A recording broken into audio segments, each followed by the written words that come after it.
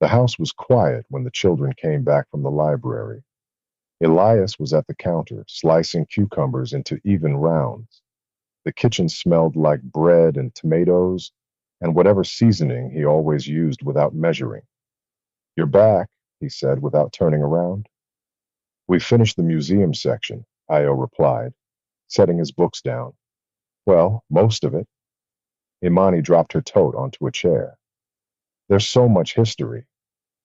"History tends to multiply," Elias said calmly. Before anyone could press further, the phone rang. Amir grabbed it first. "Mom." They gathered loosely as their mother's voice filled the kitchen. "How's my favorite vacation crew?" "Alive," Nia said. "Studying," Io added. "Listening to stories," Amani said. Their mother laughed. "Don't let him rewrite the world while we're gone." Elias smiled slightly. "We're fine," Amir said. "Library, lunch, discipline." "Good," their father's voice added faintly in the background. "Behave." "We are," Nia said, just a little too quickly. The call ended. The house settled again. "Can we continue?" Amir asked immediately. Elias looked toward the back deck. The weather was generous and warm, without being heavy. "Let's eat first," he said. "We'll take lunch outside." They moved together easily, plates, fruit, water glasses, bread. Nothing dramatic, just lunch. They sat at the deck table, the sun cutting across it in soft stripes. A few bites in, Io leaned forward. "You said they were students," he said. "That's not enough." Imani nodded. "Who were they?" Elias folded his napkin once. "They were 18, he said. "First year." "That's it?" Nia asked. "That's where it began." He rested his hands on the table. "The university held a mixer every August," he continued. "They called it the University Freshman Mixer. Tables on the lawn, music low enough to talk, faculty pretending to recognize faces they had never seen." Ashanti arrived early. International students had spent the afternoon in orientation sessions, paperwork, ID badges, information delivered too quickly. She came straight from there, name tag still attached slightly off center. She noticed it. She left it. The lawn outside the student union was busy but contained. Booths arranged carefully, volunteers circulating in branded shirts. Ashanti moved through it comfortably.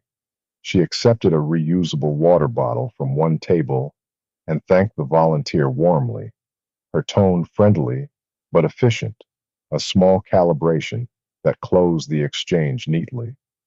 She was already good at that. That's when she heard laughter behind her. "No, I'm serious," a voice was saying. "If you can't map it, you can't manage it." Ashanti turned. Maya stood with a small cluster of students, gesturing mid-explanation, eyes bright.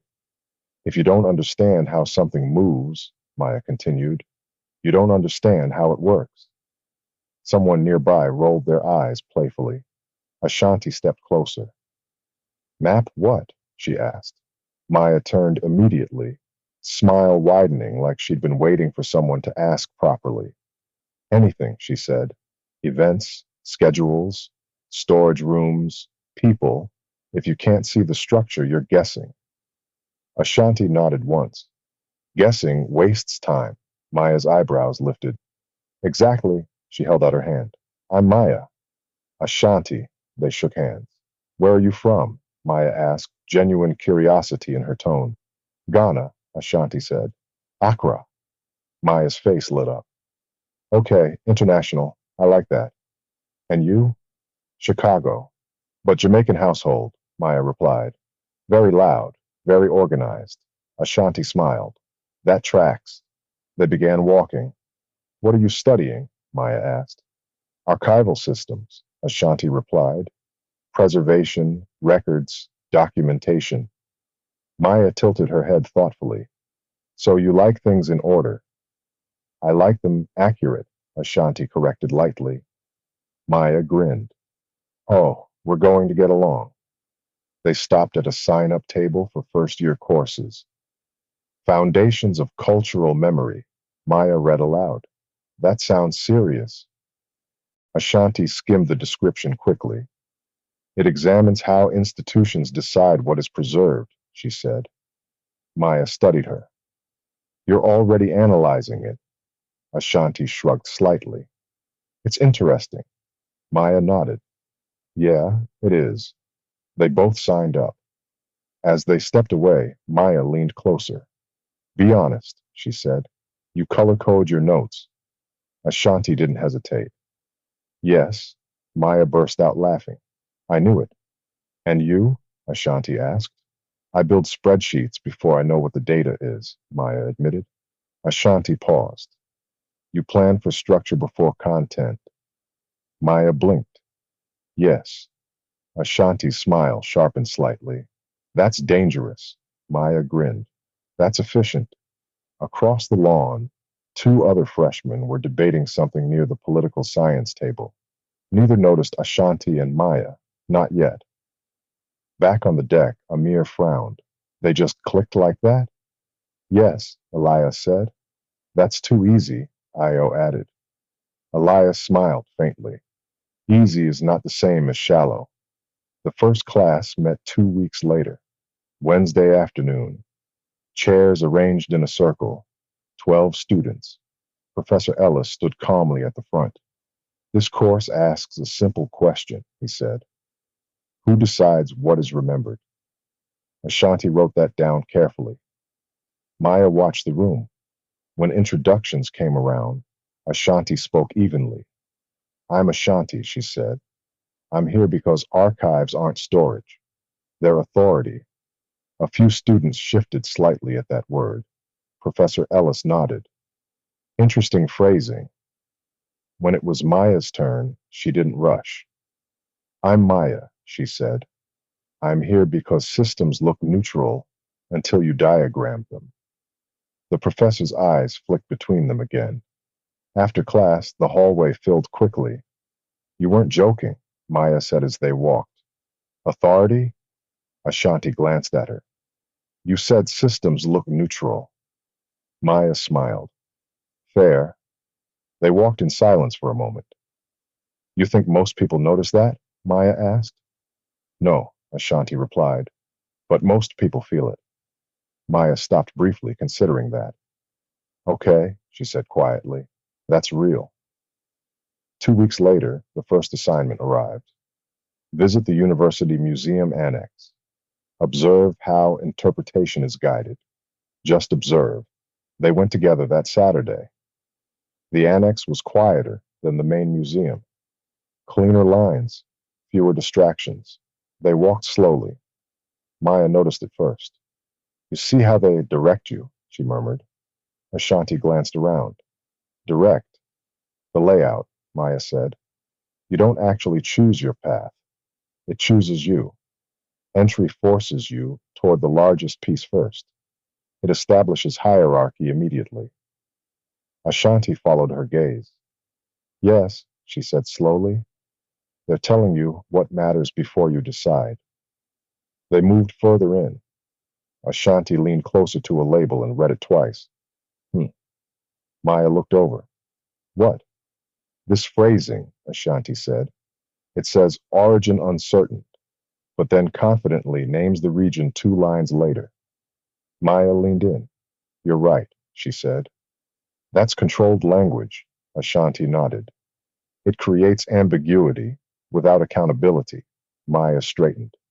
So structure controls movement, she said slowly, thinking aloud.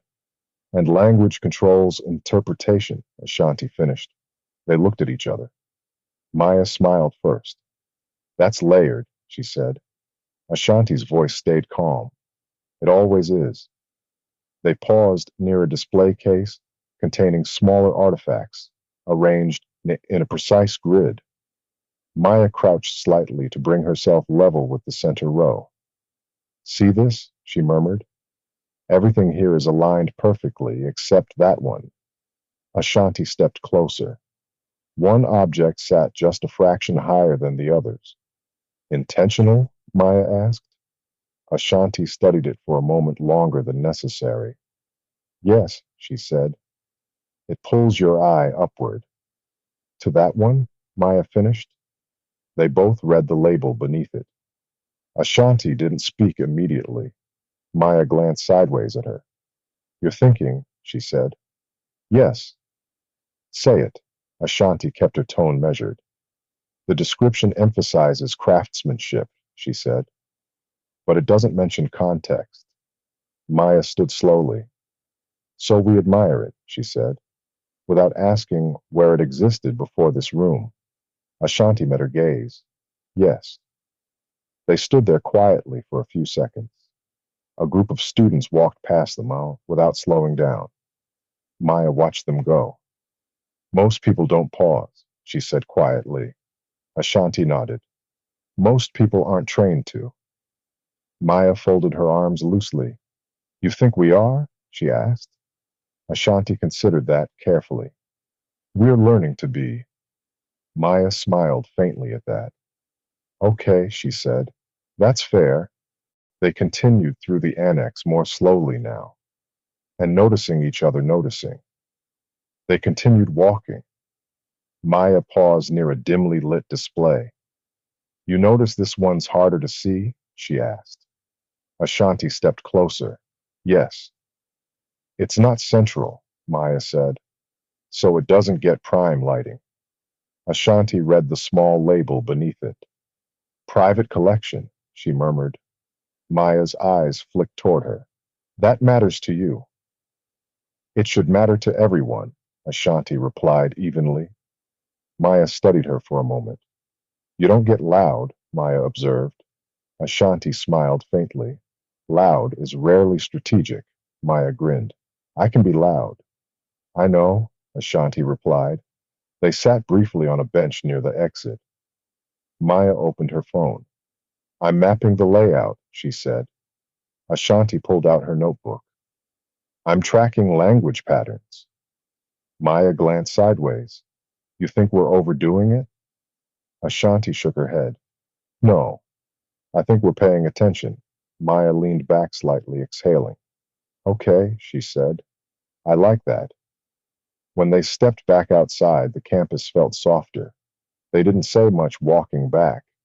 They didn't need to. Back on the deck, Nia looked between her brothers. So they weren't planning anything. No, Elias said. Not yet. Amir leaned forward. But something was there. Yes. What? Elias folded his hands. They were beginning to see that their observations overlapped, he said, from different angles. Imani spoke quietly.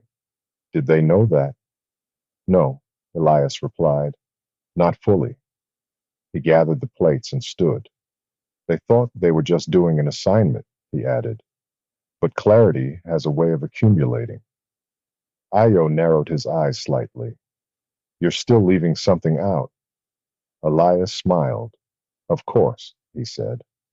And on that campus, two girls walked back toward their dorms with a new understanding of how precisely they could see the same room.